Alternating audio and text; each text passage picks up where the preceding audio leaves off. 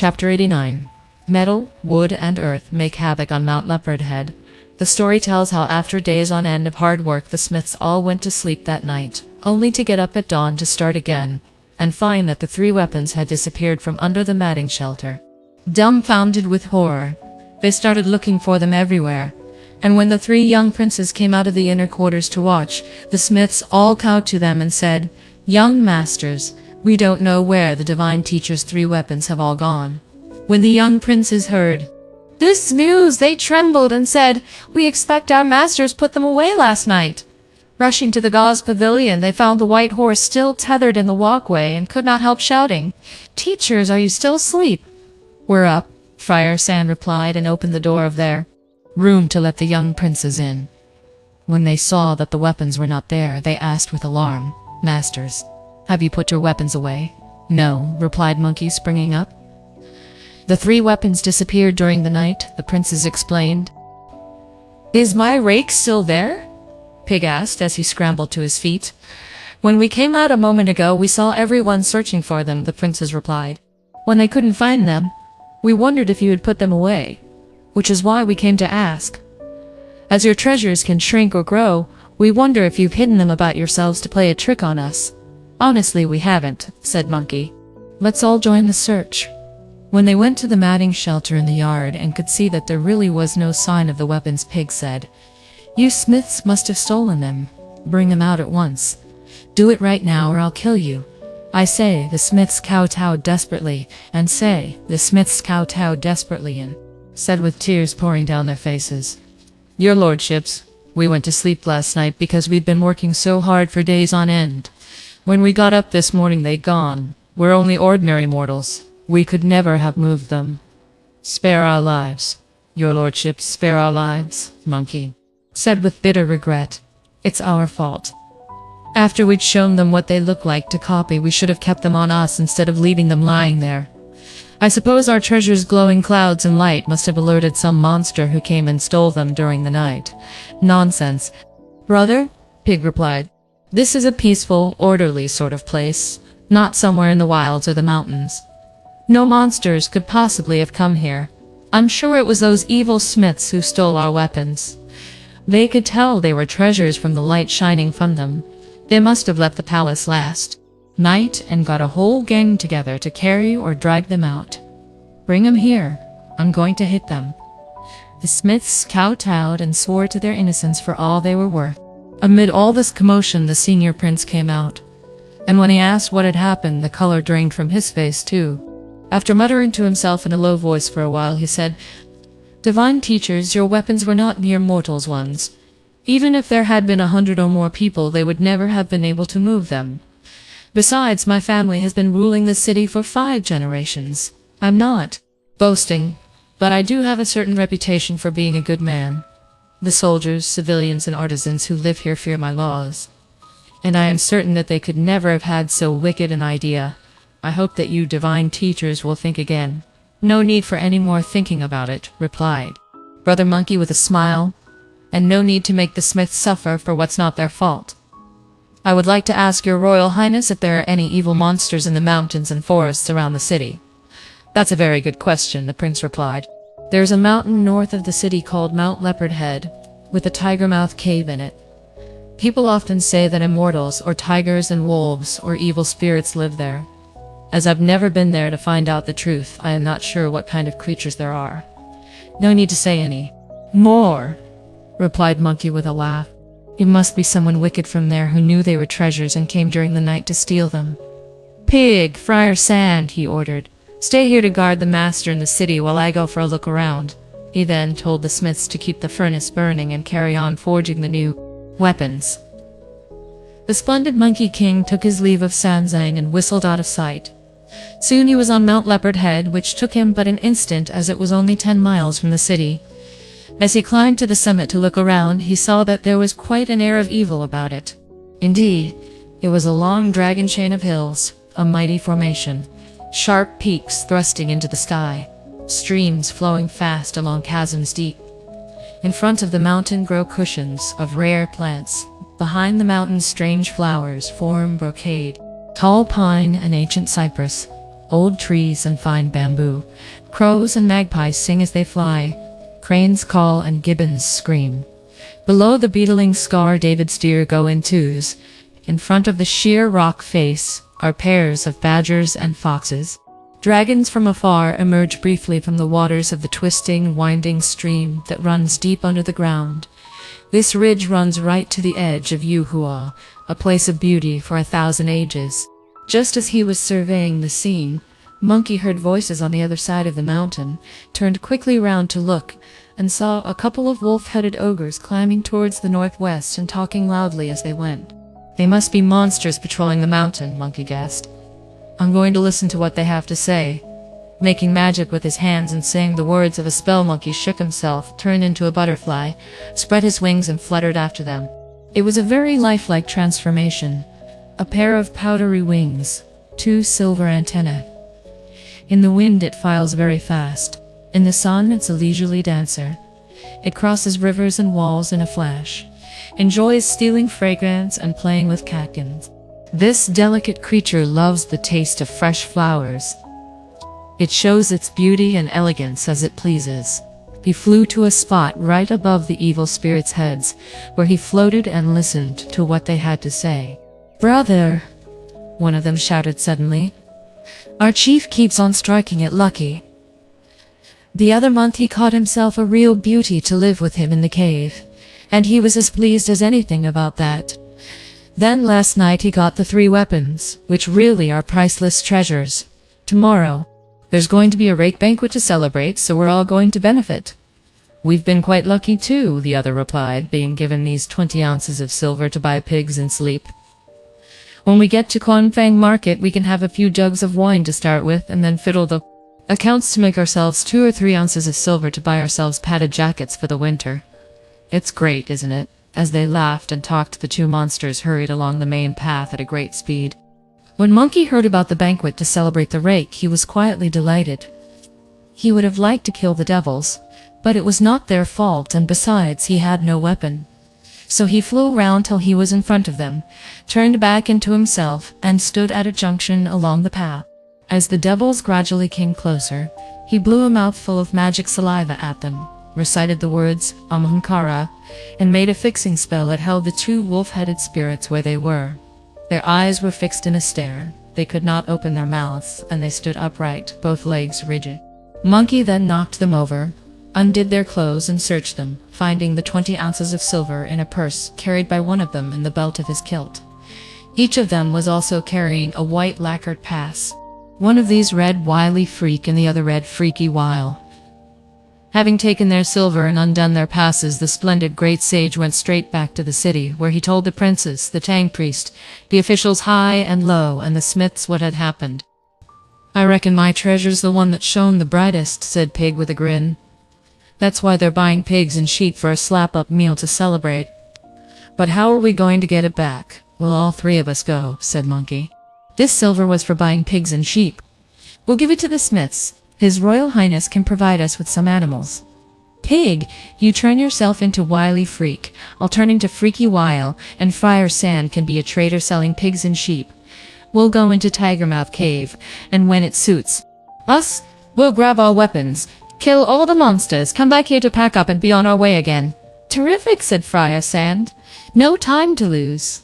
Let's go." The senior prince agreed with the plan and told his steward to buy 7 or 8 pigs and 4 or 5 sheep. The 3 of them left their master and gave a great display of their magic powers once outside the city. "Brother," said Pig, "I've never seen that Wily Freak, so how can I possibly turn myself into his double?" "I did fixing magic on him to keep him over there somewhere," Monkey said, "and he won't come round till tomorrow. I can remember what he looks like, so you stand still while I tell you how to change. Yes, like this. No, a bit more like that. That's it. That's him." While the idiot said an incantation, Brother Monkey blew on him with magic breath, turned him into Wily Freak's double, and gave him a white pass to tuck in at his waist. Monkey then turned himself into Freaky Wile with a pass at his waist too, and Friar Sand made himself look like a traveling dealer in pigs and sheep. Then they drove the pigs and sheep together along the path west towards the mountain. Before long they were in a mountain gully, where they met another junior devil. He had the most horrible face. Just look. A pair of round and bulging eyes shining like lanterns. A head of red and bristly hair, blazing like fire. A red nose, a twisted mouth, sharp and pointy fangs. Protruding ears, a brow that seemed hacked into shape, and a green and bloated face. He was wearing a pale yellow tunic and sandals made of sedge. He looked most imposing, like some evil god, as he hurried along like a vicious demon. This devil was carrying a colored lacquer invitation box under his left arm as he greeted Monkey and the other two with a call of freaky wow. "Good to see you both. Did you buy us some pigs and sheep?" "Can't you see we're driving them along?" Monkey replied. "Who's this gentleman?" the devil asked, looking at Friar Sand. "He's the dealer in pigs and sheep," Monkey replied. "We still owe him a couple of ounces of silver, so we're taking him home with us to fetch it." "Where are you going?" "To Bamboo Mountain to invite his senior majesty to the feast tomorrow morning," the devil said. Taking his cue from the devil's tone of voice, Monkey then asked, "How many guests will there be altogether?" "His senior majesty will take the place of honor," the devil replied. "And with our own king, chiefs, and the rest of them, there'll be over 40. As they were talking, pig called, "Get a move on. The pigs and sheep are going everywhere. You go and invite them while I get a look at that invitation," Monkey said. And as the devil regarded him as one of their own kind, he opened the box, took out the invitation, and handed it to Monkey. This is what Monkey read when he unfolded it. "A banquet is being given tomorrow morning to celebrate the capture of the rake, and if you will condescend to cross the mountain, honored ancestor, primal sage of ninefold numinosity, I will be deeply grateful." With 100 kowtows, your grandson Tony Lion, when Monkey had read it, he handed it back to the devil, who returned it to its case and carried on towards the southeast. Brother Friar Sand asked, "What did it say on the invitation?" "It was an invitation to the rake banquet," Monkey replied. "It was signed, 'With 100 kowtows, your grandson Tawny Lion,' and the invitation was being sent to the primal sage of ninefold numinosity." "Tawny Lion must be a golden-haired lion who's become a spirit," said Friar Sand with a smile. "But I wonder who the primal sage of ninefold numinosity is." Pig's reaction was to laugh and say, "He's mine." "Why should he necessarily be yours?" Monkey asked. "There's an old saying that goes, 'A mangy old sow can put a golden lion to flight,'" Pig replied. "That's why I know he's mine." As they talked and laughed, the three of them drove the pigs and sheep along till they could see the gates of Tigermouth Cave. Outside the gates there were green mountains all around, ranges forming a mighty wall. Creepers clung to the sheer rock faces, thorns hung down from the towering cliffs. Birdsong came from all around the woods, while flowers gave a welcome by the entrance. This cave was a match for the peach blossom spring, a place to avoid the troubles of the world. As they came closer to the mouth of the cave, they saw a crowd of evil spirits of every age and kind playing under the blossoming trees. And when they heard Pig's shouts of "Hey, hey," as he drove the pigs and sheep, they all came out to meet them. The pigs and sheep were caught and trussed up. The noise had by now disturbed the demon king inside, who came out with 10 or more junior demons to ask, "Are you two back? How many animals did you buy?" 8 pigs and 7 sheep, 15 altogether," Monkey replied. "The pigs cost 16 ounces of silver and the sheep 9. We were only given 20 ounces, so we still owe 5. This is the dealer who's come with us for the silver. Fetch 5 ounces of silver, little ones," the demon king ordered on hearing this, and send him on his way. "But the dealer hasn't only come to get his silver," Monkey replied. "He's come to see the banquet too." "What nerve, freaky while," said the furious demon abusively. "You were sent off to buy things, not to talk about banquets." "As you've got those amazingly fine treasures, my lord," Pig said, stepping forward, "what's the harm in letting him have a look?" "Damn you too, wily freak," said the demon with an angry snort. "I got these treasures from inside the city of Yuhua. If this stranger sees them and talks about them in the city, the word will get around and the prince will come to demand them." "What'll we do then, my lord?" Monkey replied. "This dealer comes from the other side of Quanfang Market. That's a long way from the city, and he's not a city man either, so where would he go telling tales? Besides, he's hungry, and the two of us haven't eaten. If there's any food and liquor in the place, why don't we give him some before sending him on his way?" Before he could finish speaking, a junior devil came out with 5 ounces of silver that he gave to Monkey, who in turn handed it to Friar Sand with the words, "Take your silver, stranger, then come round to the back for something to eat with us." Taking his courage in his hands, Friar Sand went into the cave with Pig and Monkey. When they reached the second hall inside, they saw on a table in the middle of it the 9-toothed iron rake set up in all its dazzling brightness to receive offerings. At the eastern end of the table was lent the gold-banded cudgel, and at the western end the demon-quelling staff. "Stranger," said the Demon King who was following them in, "that's the rake shining so brightly in the middle.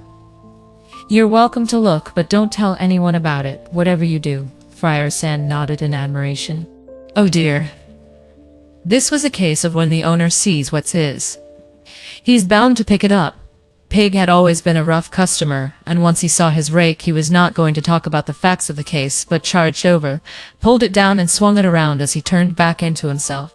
He struck straight at the evil spirit's face, not caring now about the proper ways of using his weapon. Monkey and Friar Sand each rushed to one end of the table to grab his own weapon and turn back into himself. As the 3 brothers started lashing out wildly, the Demon King had to get out of their way in a hurry, go round to the back and fetch his 4-bright halberd with its long handle and sharp, pointed butt. Rushing into the courtyard, he used this to hold off the 3 weapons and shout at the top of his voice, "Who do you think you are, tricking me out of my treasures by impersonation? I'll get you, you hairy beast!" Monkey cursed back. "You don't know who I am. I'm a disciple of Tang Sanzang, the holy monk from the east. When we came to Yuhua to present our passport, the prince told his 3 sons to take us as their teachers of fighting skills. They were having weapons copied from ours. That was why ours were left in the courtyard for you to sneak into the city and steal in the middle of the night. And you accuse us of tricking them out of you by impersonation. Stay right there and try a taste of our 3 weapons." The evil spirit at once raised his halberd to fight back. They fought from the courtyard out through the front gate, 3 monks chasing a single demon. It was a splendid battle. The cudgel whistled like the wind, the rake's blows came raining down. The demon-quelling staff filled the sky with glowing mist. The 4 bright halberd gave off clouds. They were like the 3 immortals refining elixir, making dazzling light that frightened gods and ghosts. Monkey was brilliant at displaying his might. The evil spirit was wrong to have stolen the treasures. Marshal Tianpeng showed off his divine powers, while the great General Sand was heroic and splendid. As the 3 brothers fought with skill and one mind, a great battle took place in Tigermouth Cave. The ogre was full of power and cunning, a fit match for the 4 heroes. They fought until the sun set in the west, when the demon weakened and could hold out no longer. After their long fight on Mount Leopard Head, the evil spirit shouted at Friar Sand, "Watch this halberd." As Friar Sand fell back to dodge the blow, the evil spirit escaped through the opening he left and fled by wind to the Aixen Quarter to the southeast. Pig started rushing after him to catch him, but Monkey said let him go. As the old saying goes, never chase a desperate robber. Let's leave him nothing to come back to. Pig agreed, and the 3 of them went back to the entrance of the cave, where they killed all the 100 and more evil spirits, great and small. It turned out that they were all really tigers, wolves, tiger cats, leopards, red deer, and goats. Monkey used one of his powers to bring all the valuables and fabrics, as well as the bodies of all the animals they had killed, the pigs and the sheep, out of the cave. Friar Sand used some dry wood he found to start a fire that Pig fanned with both his ears. The cave was soon burnt out, and they took what they had brought with them back to the city. The city gates were wide open. People had not yet gone to bed. The senior prince and his sons were still waiting in the gauze pavilion. The 3 disciples dropped all the dead wild animals and sheep, as well as the valuables, with loud thumps into the courtyard, filling it up as they called out, "Master, we're back. We've won." The senior prince then expressed his thanks to them. The Tang priest was delighted, and the 3 young princes fell to their knees to bow. "Don't thank us," Friar Sand said, helping them to their feet. "Come and see what we've got." "Where are they from?" the senior prince asked. The tigers, wolves, tiger cats, leopards, red deer, and goats were all monsters that made themselves into spirits. When we'd got our weapons back, we fought our way out through the gates. Their demon king is a golden-haired lion who fights with a four-bright halberd. He battled it out with us till nightfall, then ran away to the southeast. Instead of chasing him, we made sure he'd have nowhere to come back to by killing all these devils and bringing back all his things. This news both delighted and alarmed the senior prince. He was delighted at their triumphant return, worried that the demon would seek his revenge later. "Don't worry, your royal highness," said Monkey. "I've thought about it very carefully, and I'll deal with it properly. I promise to exterminate the demons completely before we go. We'll definitely not leave you with trouble that'll come back later." When we went there at noon, we ran into a little green-faced, red-haired devil who was carrying an invitation.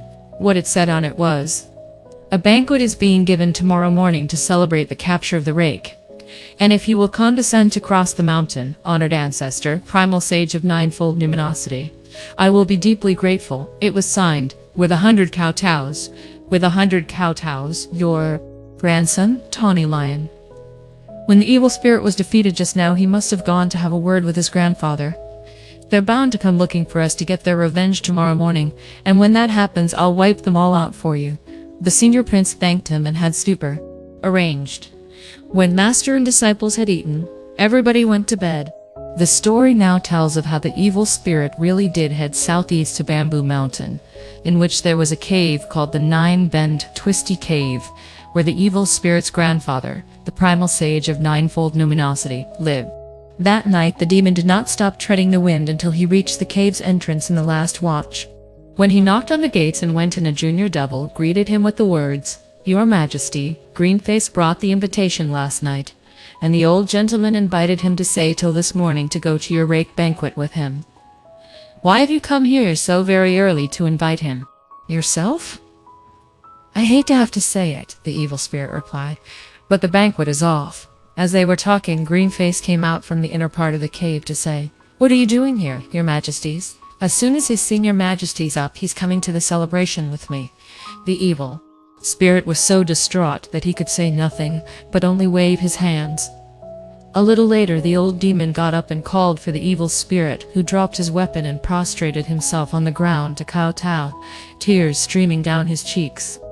"Worthy grandson," the old demon said, "you sent me an invitation yesterday, and this morning I'm on my way to the celebration. So why have you come yourself, looking so miserable and upset?"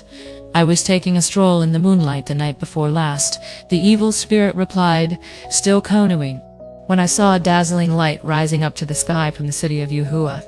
I hurried there to take a look and saw that it came from 3 weapons in the prince's palace. A 9-toothed rake with gold in it, a staff, and a gold-banded cudgel. I used my magic to take them away and decided to have a rake banquet to celebrate. I sent some of my underlings to buy pigs, sheep, and fruit for the feast that I invited you to come and enjoy, grandfather. But after I sent Greenface over with the invitation yesterday, Wily Freak and the other one who'd been told to buy pigs and sheep came back with a dealer, a stranger, for some silver. The stranger was all set on seeing the banquet. I refused, as I was afraid he'd spread the news around. Then they said they were hungry and asked for some food to eat, so I told them to go round the back to eat. When they got inside and saw the weapons, they said they were theirs. They each snatched one and turned back into their real selves. One was a monk with a hairy face and a mouth like a thunder god's. One was a monk with a long snout and big ears, and one was a monk with a really sinister face. The 3 of them yelled at me and started lashing out. They didn't care at all. I just managed to fetch my 4-bright halberd and come out to hold them at bay.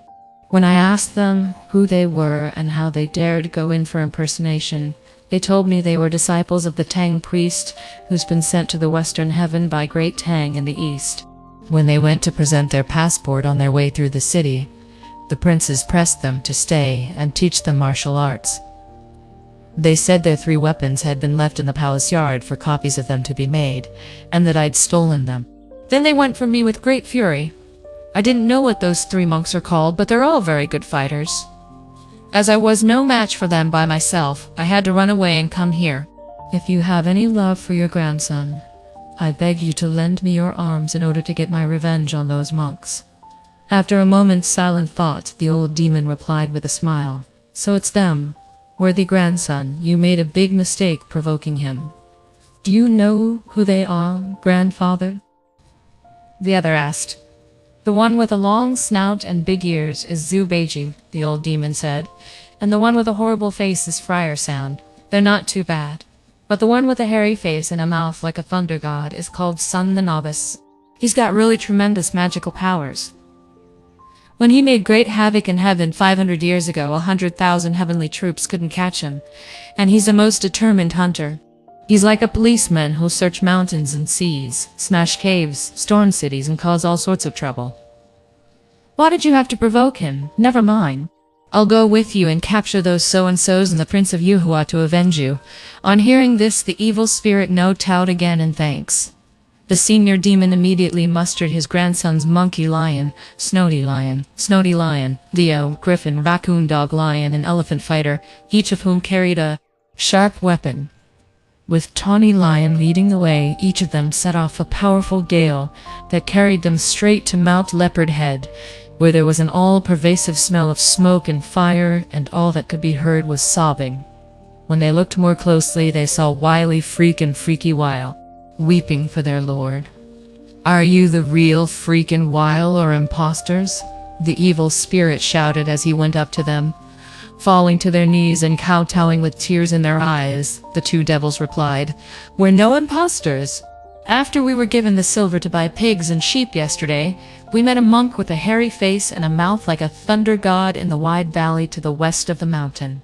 When he spat on us, our legs went all weak, our mouths went stiff, we couldn't speak and we couldn't move. He knocked us over, found and stole our silver, and took our passes off us. We were left in a daze till we came round just now. When we got home, we found the place still on fire and all the buildings burnt down. We were crying so bitterly because you, my lord, and all the chiefs had disappeared. We don't know how the fire was started. When the evil spirit heard this, he could not stop his tears from gushing forth as he stamped his feet in fury, let loose heaven's shaking roars, and exclaimed in hatred and fury, Damned baldies! Vicious beasts! How could you be so evil? You've destroyed my cave palace and burnt my beauty to death. You've killed everyone, young and old, in the household. I'm so angry I could die. The old demon then told Monkey Lion to take hold of Tawny Lion, saying, Grandson, what's done is done. Upsetting yourself won't do you any good. What you must do now is summon up all your energy to catch those monks in the city. The evil spirit was still crying as he replied, Grandfather, this mountain palace of mine wasn't built in a day. Now those damn baldies have destroyed everything. My life's not worth living. With that, he broke free and flung himself forward to smash his head against the rock face, only stopping after Snowy Lion and Monkey Lion had made great efforts to calm him. They then left the cave and all headed for the city. With a roaring wind and in a thick fog, they approached the city, frightening all the people living outside the city wall that they abandoned their belongings and dragged or carried their children with them as they fled into the city. Once the people were all inside, the gates were shut. A report was then made to the palace that a disaster was upon them. When the prince, who was taking a vegetarian breakfast in the god's pavilion with the Tang priest and the others, heard this report, he went out to ask about it. A whole crowd of evil spirits are heading for the city with sandstorms, flying stones, falling stones, fogs, and wind. Whatever shall we do? Asked the prince, deeply alarmed. I'll stop worrying, said Brother Monkey. I'll stop worrying. It's the evil spirit from Tigermouth Cave who ran away when he was beaten yesterday. He went to the southeast to gang up with the primal sage of ninefold numinosity, or whatever he's called, and now he's here. We brothers are going out. Tell them to shut all the city gates and send men to hold the city wall. The prince ordered that the city gates be shut, sent men to the wall, and went with his sons and the Tang priest to inspect. The army's banners blotted out the sun, and the cannon fire reached the sky as Monkey, Pig, and Friar Sand left the city amid wind and clouds to give battle. Indeed, because they were careless, the weapons were lost, which led to attacks by the devilish host. If you do not know the outcome of the battle, listen to the explanation in the next installment.